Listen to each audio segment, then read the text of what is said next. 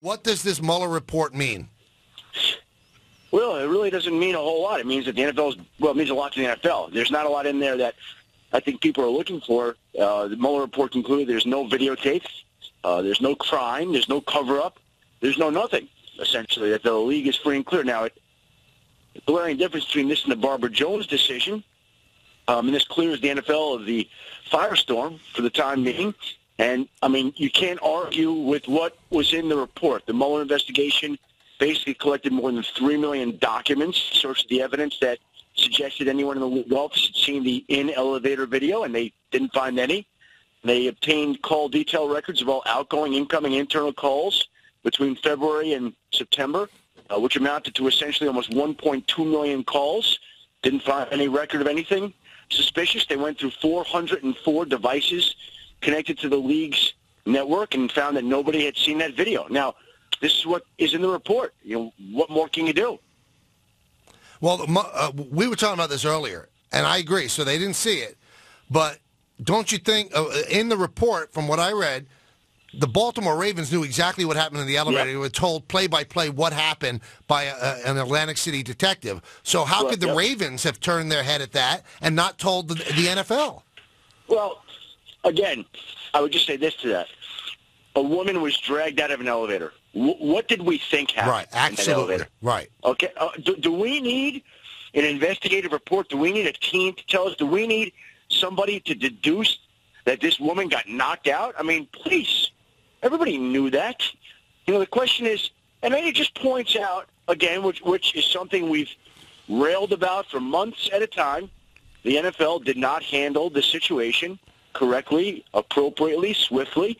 They deferred to the law enforcement process, and that led to deficiencies in the league's investigation. And again, the NFL had enough information here from the elevator that it should have acted in a more appropriate manner. It didn't. It under-disciplined Ray Rice. It reacted to public opinion.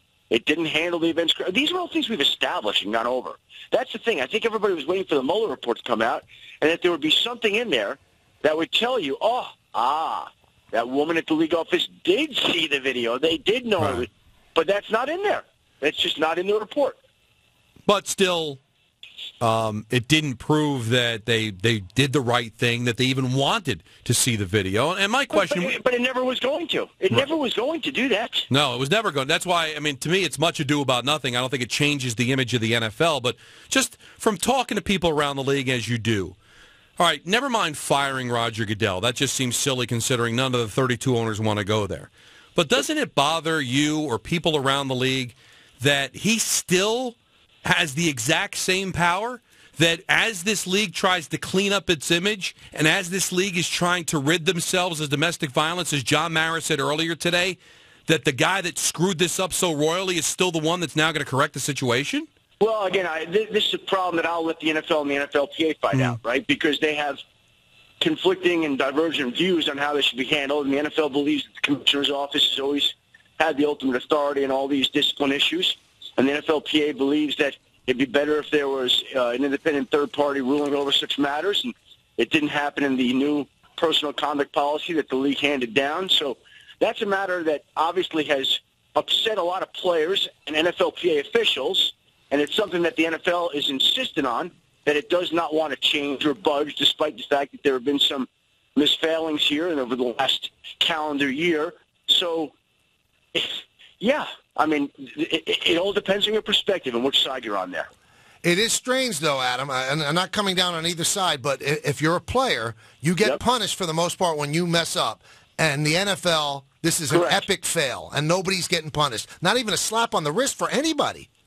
That is the ultimate irony of the situation, that the Law and Order Commissioner, who has come down hard, rightfully so, on a lot of players, they had some of their own failings, and nothing's going to happen here. Nothing, really nothing. I mean, I think some of the public trust has been lost. I think that's fair to say, but the league believes that there was no cover-up, no crime, no video, that the league has been acquitted in this particular case, and that it's innocent of any wrongdoing. Now, again, we all can agree that they didn't handle the situation correctly. The league's admitted it. It's taken steps to try to move forward. But the whole situation has just left a bad taste in everybody's mouth. And I think that we also, I would think that this may be the end of this, except for the fact that if you go by the Mueller report now, then the Associated Press, which is a reputable news organization, has been discredited by the Mueller report. It's basically saying that this AP story isn't real. Right. That the story that the AP reported on, that there was no videotape sent to the NFL offices, that nobody from the NFL offices ever saw this tape, that this did not happen.